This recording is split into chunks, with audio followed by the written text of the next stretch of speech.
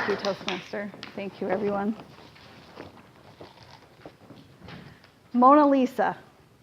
The very name conjures up images into my mind of a lady with long dark hair, dark clothes, pretty pale face, and ordinary looking. But she was painted by Leonardo da Vinci. So why her? Why was this painting becoming the most famous work of art in all of the Western Hemisphere? So much that even my 11-year-old knows who she is. Let's take a look. Who was she? Who was Mona Lisa? There are many theories. The first theory is that she was just another Florentine woman, just ordinary.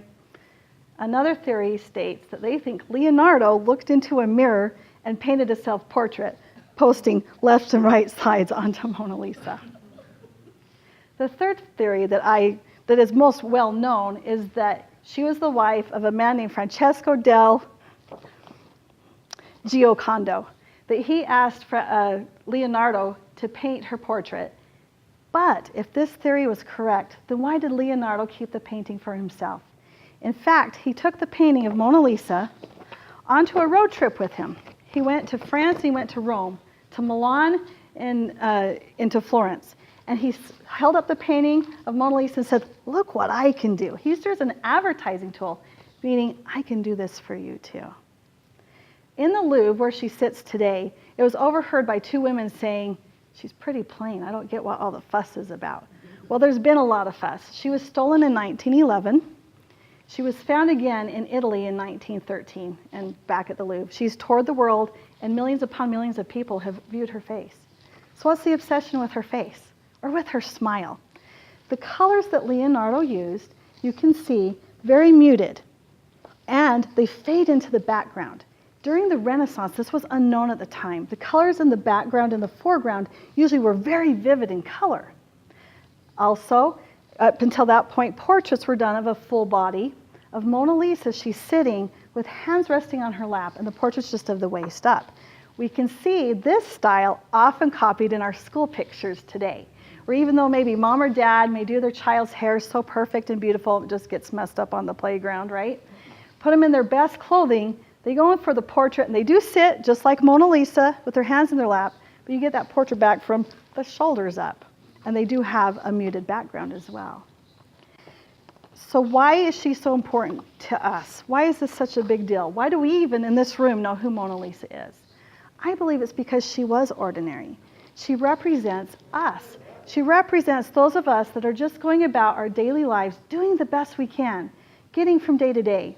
In social media, we're often thrown into our faces the Kim Kardashians, the Miley Cyruses, even how great he is, Vin Diesel's, or the Michael Phelps.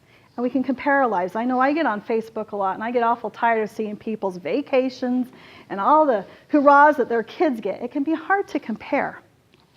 So there's a famous quote that I heard a man named Gordon B. Hinckley say that talked about the mundaneness of life. And this is what he said. Anyone who imagines that bliss is normal is going to waste a lot of time running around shouting that he's been robbed. The fact is, most putts don't drop. Most beef is tough. Most children turn out to just be people. In fact, most marriages require a great deal of mutual toleration. Life is like an old-time rail journey, full of delays, setbacks, smoke and dust, cinders and jolts, interspersed only occasionally by beautiful vistas and thrilling bursts of speed. The trick is to thank the Lord for letting us have the ride. So back to Mona Lisa. We are Mona Lisas. Our lives are like Mona Lisa. Sometimes it's the thrilling bursts, the vistas, running down the mountains. Things go fast and then they go slow until they go fast again. People are often obsessed with Mona Lisa's smile.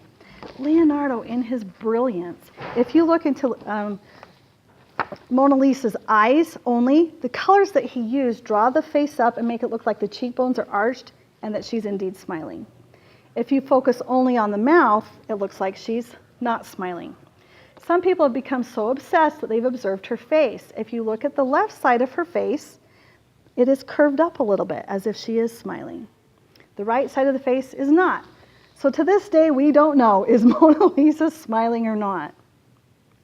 It reminds me sometimes we have smiles, sometimes we don't. We have our ups and downs with that old-time rail journey. A famous story that you may have heard before is of a man that was walking along a beach, and all the starfish started coming ashore. Hundreds upon hundreds were covering the beach, and he knew they were going to die.